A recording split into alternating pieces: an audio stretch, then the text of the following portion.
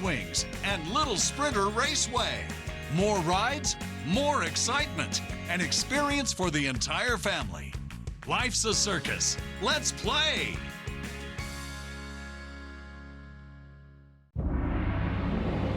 Heavenly beauty unfolds on stage. Lost. A lost civilization revived. Experience China's 5,000 years of wonder before communism. Breathtaking, inspiring. See it at least once in your lifetime. Shenyun coming to Northridge, Costa Mesa, and Hollywood from April 8th. Buy tickets at shenyun.com. So which would you recommend? Me? Yeah, some things are just better at home. With Empire's Home Floor Advantage, you can compare samples in your own space. Call or visit EmpireToday.com and get the home floor advantage. Empire Today. NBC4 News at 5 starts with breaking news. We begin with breaking news of a shooting investigation on the 101 freeway in downtown LA. Let's get right to our Julia Dang live in News Chopper 4. Julia, what's the latest? Camilla, we have been following this since it happened about 4 hours ago. Police confirming there was a shooting here on the northbound side of the 101. That's where you're still seeing this heavy traffic. It was at Mission Street, again, northbound side. CHP putting out a SIG alert. That ended just about 2 hours ago. You can see all lanes now open, but heavy traffic still. This is backed up all the way back to the East LA interchange. And then game day traffic, of course, putting more pressure on this. This is going to be on the northern edge of downtown LA. This is just south of Dodger Stadium. No details yet about whether anybody was taken into custody in that shooting.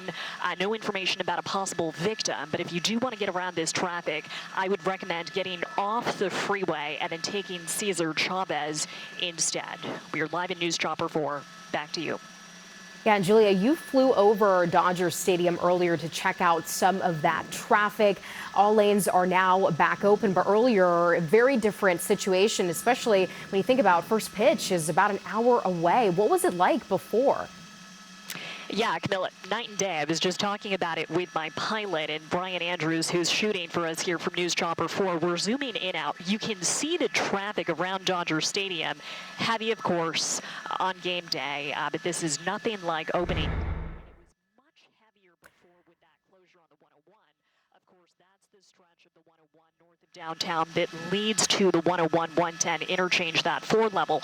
So, of course, back open now. It's moving nicely on the southbound side, but still heavy traffic on the northbound side. Try and alternate if you can. Just give it more time. If you are going to the game, a solution that we've been giving drivers, game attendees, use the MLB Ballpark app. That's going to help you get in a lot faster. You can see that traffic really starting to fill in as we get closer to the game. Back to you, Camilla. All right, Julia, thank you so much for that update. Again, all lanes are now back open following that shooting on the 101 freeway. Developing news now. Myanmar and Thailand search and rescue operations continue after a 7.7 magnitude earthquake rocked the two nations yesterday. The combined death toll has surged past 1,600, with fears of more in the days to come. NBC News' Janice Mackey-Freyer is in Bangkok with the frantic rescue efforts happening there. It's a massive search and rescue operation underway in 2 countries now. That 33-story building, now a 7-story high mountain of rubble, and dozens of people feared trapped inside.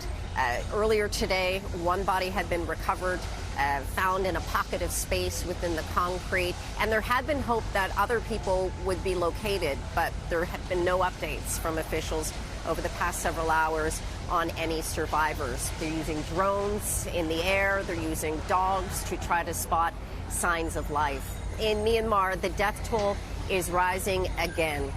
There is vast devastation to roads, bridges, homes. Hospitals are overwhelmed with the wounded. Aid is beginning to trickle in.